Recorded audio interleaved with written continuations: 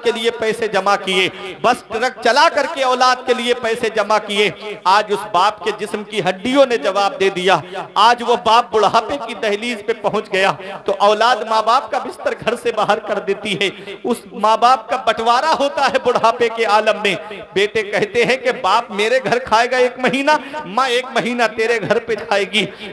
एक माँ बाप 5-6 औलाद को पाल लेते हैं और 5-6 औलाद से एक माँ बाप नहीं पलते हैं।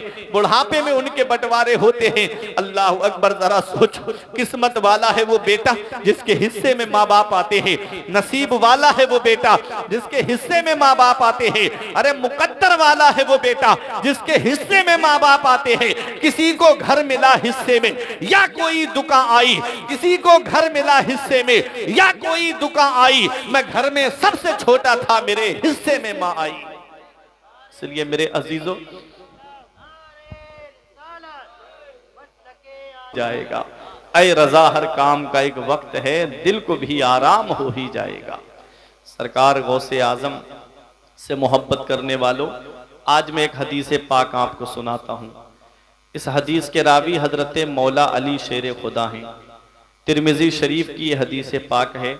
अन अली इब्न अबी तालिब काल काला काला रसूलुल्लाह सल्लल्लाहु अलैहि वसल्लम इज़ा फ़अलत उम्मती बख़म्सा अशरा खसला हल्ला बिहल बलाओ।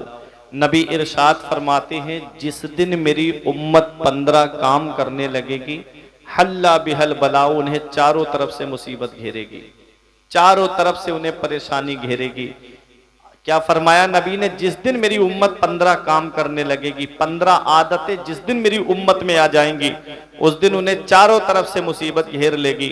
सहाबा अर्ज करते हैं, फ़क़ीला वमा हुन्ना या रसूल अल्लाह, या रसूल अल्लाह वो 15 खसलतें क्या हैं? नबी फरमाते हैं, इज़ा कानल मगनमु दुवला व ज़कातो मगरमा वल अमानतो मगनमा। नबी फरमाते हैं, इंसान माल गनीमत को अपना माल समझेगा, इंसान ज़कात देने को बोझ समझेगा और अमानत में खयानत की जाएगी। आगे नबी फरमाते हैं, अता अर्रजुलु ज़ौजतहु व अक्का उम्महु व बर्रा सदीक़हु व जफ़ा अबाहु। नबी फरमाते हैं, आदमी बीबी का कहना मानेगा और अपनी माँ की नाफरमानी करेगा। वह बर्रा सदीक़हु व जफ़ा अबाहु, और आदमी दोस्तों से मोहब्बत से बात करेगा और अपने बाप के ऊपर जुल्म करेगा। आज घरों के जायजे ले लो जाकर के, आज घरों का माहौल देख लो। नबी ने 1450 साल पहले फरमाया था, 1450 साल पहले, अता अर्रजुलु ज़ौजतहु व अक्का उम्महु, आदमी बीबी का कहना मानेगा और माँ की नाफरमानी करेगा, दोस्तों से बड़ी मोहब्बत से बात करेगा और बाप के ऊपर जुल्म करेगा। आज कितने घर हैं जहां माँ बाप की आंखों से आंसू निकल रहे हैं औलाद के जुल्म की वजह से। आज कितने घर हैं जहां माँ बाप आंसू बहा रहे हैं औलाद की वजह से। आज औलाद तो ठाट बाट से फिर रही है और माँ बाप को देखो कि पुराने कपड़े पहन करके अल्लाह का शुक्र अदा कर रहे हैं। क्या इस दिन के लिए माँ बाप औलाद को जवान करते हैं? क्या इस दिन के लिए माँ बाप औलाद को पालते हैं? आज माँ बाप की हम कद्र नहीं करते, इसका पता हमें तब चलेगा जिस दिन माँ बाप की चारपाई हमारे घर से उड़ जाएगी।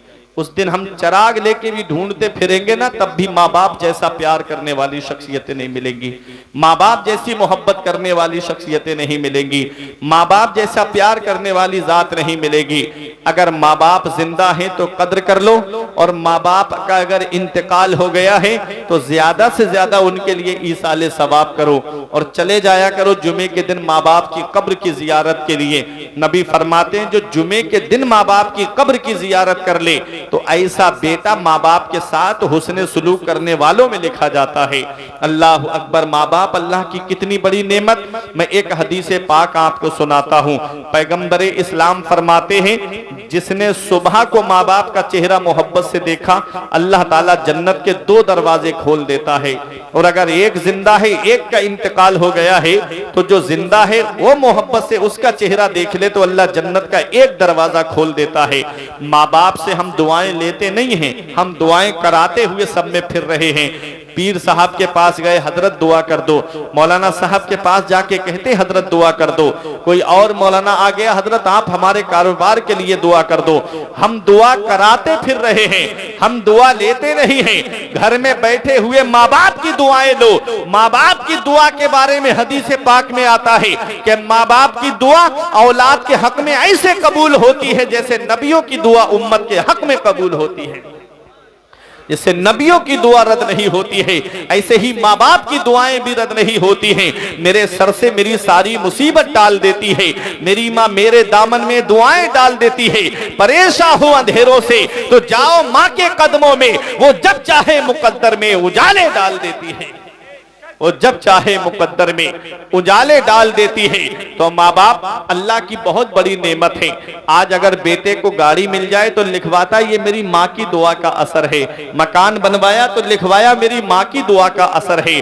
और मोटरसाइकिल लेके आया तो लिखवाया माँ की दुआ। बताओ, वालिद ने कुछ नहीं किया था। वो बाप जिसने रात रात भर मजदूरी करके औलाद को पढ़ाया, वो बाप जिसने दूसरों के खेतों में मजदूरी करके इस औलाद को पढ़ाया, वो बाप जिसने सिर पे ईंटें लेकर के 3-3 मंजिल पर चढ़ा लेकिन अपनी औलाद के लिए पैसे जमा किए। पूरे दिन फलों का ठेला लगा के धूप में खड़ा रहा, औलाद के लिए पैसे जमा किए। रिक्शा चला करके औलाद के लिए पैसे जमा किए, बस ट्रक चला करके औलाद के लिए पैसे जमा किए। आज उस बाप के जिस्म की हड्डियों ने जवाब दे दिया। आज वो बाप बुढ़ापे की दहलीज पे पहुंच गया तो औलाद माँ बाप का बिस्तर घर से बाहर कर देती है। उस माँ बाप का बंटवारा होता है बुढ़ापे के आलम में। बेटे कहते हैं कि बाप मेरे घर खाएगा 1 महीना, माँ 1 महीना तेरे घर पे खाएगी। एक माँ बाप 5-6 औलाद को पाल लेते हैं और 5-6 औलाद से एक माँ बाप नहीं पलते हैं। बुढ़ापे में उनके बंटवारे होते हैं। अल्लाह अकबर, जरा सोचो, किस्मत वाला है वो बेटा जिसके हिस्से में माँ बाप आते हैं। नसीब वाला है वो बेटा जिसके हिस्से में माँ बाप आते हैं। अरे मुकद्दर वाला है वो बेटा जिसके हिस्से में माँ बाप आते हैं। किसी को घर मिला हिस्से में या कोई दुका आई, किसी को घर मिला हिस्से में या कोई दुका आई। मैं घर में सबसे छोटा था, मेरे हिस्से में मां आई। इसलिए मेरे अजीजों,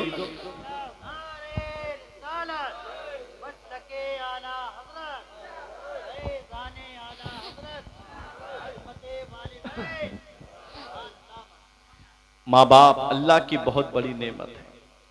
इसका पता तब चलता है जब इनकी चारपाई घर से उड़ जाती है। आज बाप बेटे चारपाई पे बैठे रहें, घंटों बैठे रहेंगे, बात करने तक की तौफीक नहीं होती। और जब वही अब्बा का इंतकाल हो जाए तो बेटे चारपाई को चारों तरफ से घेर के कहते, अब्बा बोलते क्यों नहीं, अम्मी बोलती क्यों नहीं। जब अब्बा बोलते थे तब तुम्हें उनका बोलना अच्छा नहीं लगता, जब अम्मी बोलती थी तब अम्मी का बोलना अच्छा नहीं लगता। ऐ नौजवानों, हर चीज़ तुम्हें गूगल पे नहीं मिलेगी, हर चीज़ तुम्हें यूट्यूब पे नहीं मिलेगी, हर चीज़ तुम्हें फेसबुक पर, इंस्टाग्राम पर, व्हाट्सएप पे नहीं मिलेगी। ज़िंदगी जीने के सलीके माँ बाप के पास बैठने से आते हैं, ज़िंदगी जीने के तरीके माँ बाप के पास बैठने से मिलते हैं। इसलिए जब घर में आओ तो मोबाइल एक तरफ रख करके अपने माँ बाप के पास बैठ जाया करो। ये लम्हे याद आएंगे ज़िंदगी में। जिस दिन इनकी चारपाई घर से उठी ना तो एक एक लम्हा याद आएगा, तुमने जहां जहां गुजारा है, काश मैं अपने अब्बा के पास बैठ के बात कर लेता।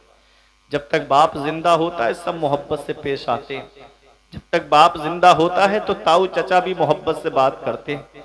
और जिस दिन वालिद की चारपाई घर से उठ गई ना तो बंटवारे के नाम पे लड़ाइयाँ शुरू, खेत की मेड़ों के नाम पे लड़ाइयाँ शुरू, पेड़ लगा दिए तो उन पेड़ों के नाम पे लड़ाइयाँ शुरू। जब तक वालिद जिंदा होता है अपनी औलाद तक परेशानी नहीं पहुंचने देता, जब तक बाप जिंदा होता है सारी परेशानी अपने ऊपर ले लेता है। इसीलिए हमारे बुजुर्गों ने कहा था कि बाप आंगन में लगे हुए पेड़ की तरह होता है। जब शिद्दत की गर्मी पड़ती है, जब शिद्दत की धूप पड़ती है, जब गरम गरम लू के थपेड़े होठों को खुश्क कर देते हैं, तब आदमी पेड़ के नीचे बैठ जाए उसे आराम मिल जाता है, सुकून मिल जाता है। इसीलिए हमारे बुजुर्गों ने कहा था कि बाप आंगन में लगे हुए पेड़ की तरह होता है, जो खुद तो धूप में जलता रहता है लेकिन अपनी औलाद को साया पहुंचाता है। जो खुद तो धूप में जलता रहता है लेकिन अपनी औलाद को छांव पहुंचाता है। ऐ ज़िया माँ बाप के साये की ना कदरी ना कर, धूप काटेगी बहुत जब ये शजर गिर जाएगा। धूप कैसी भी हो साया नहीं खोने देता, राह कैसी भी हो बेबस नहीं होने देता। बेच के अपना लहू चाहे वो रोटी लाए, बाप औलाद को भूखा नहीं सोने देता। कितनी परेशानियां उठाता है एक बाप उस औलाद के लिए, और वही औलाद जब जवान हो जाए, चार पैसे क्या कमाने लगे, तो माँ बाप का बिस्तर घर से बाहर कर देती है। हम कौन सा मुंह लेके अपने आका की बारगाह में जाएंगे, हम कौन सा चेहरा लेकर अपने आका की बारगाह में जाएंगे। मैंने कहीं किसी किताब में नहीं पढ़ा कि बीबी के कदमों के नीचे जन्नत है। जहां भी पढ़ा मैंने तो यही पढ़ा कि माँ के कदमों के नीचे जन्नत है। अल जन्नत तहता अक़दामी उम्महातिकुम, जन्नत तुम्हारी माओ के कदमों के नीचे है। नबी फरमाते हैं बाप जन्नत का दरवाजा है। अल्लाह अकबर। बीबी की जन्नत शौहर की फरमा बरदारी में है। बीबी को जन्नत तभी मिलेगी जब उसका शौहर उससे राजी होगा, शौहर की फरमा बरदार बन के रहेगी। और शौहर को जन्नत तभी मिलेगी जब उसके माँ बाप उससे राजी होंगे। अब अपनी समझ से काम करना है कि माँ को उसका हक देना है, बाप को उसका हक देना है, और बीबी को उसका हक देना है। अल्लाह कुरान में फरमाता है सबसे बेहतर खर्चा वो है जो माँ बाप को दिया जाए। आज 500 रुपए की मजदूरी करके आते हो, क्या अच्छा है कि 500 रुपए में से 100 रुपए उठा के अपने माँ बाप को खर्चे के लिए दे दो। वो हाथ उठा के दुआ दे देंगे, अल्लाह उन 400 में इतनी बरकत अता फरमाएगा कि नस्लें खाएंगी तब भी वो बरकत खत्म नहीं होगी। लेकिन हाल क्या है, हाल हमारे घरों के बदलते चले गए। नबी ने 1450 साल पहले फरमाया था जिस दिन मेरी उम्मत 15 काम करने लगेगी उन्हें चारों तरफ से मुसीबत घेरेगी। आज चारों तरफ से मुसलमान परेशान है, कोई किसी महकमे में मुसलमानों की सुनने वाला नहीं। मुसलमानों पे जुल्म सितम के पहाड़ तोड़े जा रहे हैं, मुसलमानों को सताया जा रहा है, मुसलमानों को का लहू बहाया जा रहा है। ये हाल है आज मुसलमानों का। जब भी कहता हूं या अल्लाह मेरा हाल देख, हुक्म होता है अपना नामे आमाल देख। आज हमारे नामे आमाल में कोई ऐसी नेकी नहीं जिस पे दावा करें सीना तान के कि ये नेकी हमको जन्नत में लेके जाएगी। ये खाली मस्जिदें बता रही हैं कि तबाही क्यों आ रही है, ये मदरसों की तबाही बता रही है कि आज हम परेशान क्यों हैं। अल्लाह अकबर। ये उलमा हुफ्फाज की आंखों के आंसू बता रहे हैं कि आज परेशानियां क्यों आ रही हैं। याद रखो जो कौम अपने इमाम के अच्छे दिन देखना पसंद नहीं करती, उस कौम के अच्छे दिन कभी नहीं आते हैं। याद रखना, ये मेरा ये पैगाम है। सुनो, मैं बता करके जाना चाहता हूँ। नबी ने फरमाया था अता अर्रजुलु ज़ौजतहु व अक्का उम्महु, आदमी बीबी का कहना मानेगा, माँ की नाफरमानी करेगा। व बर्रा सदीक़हु व जफा अबाहु, दोस्तों से मोहब्बत से पेश आएगा और बाप के ऊपर जुल्म करेगा। आगे नबी फरमाते लुबिसल हरीर, रेशमी लिबास पहना जाएगा। वह शुरेबल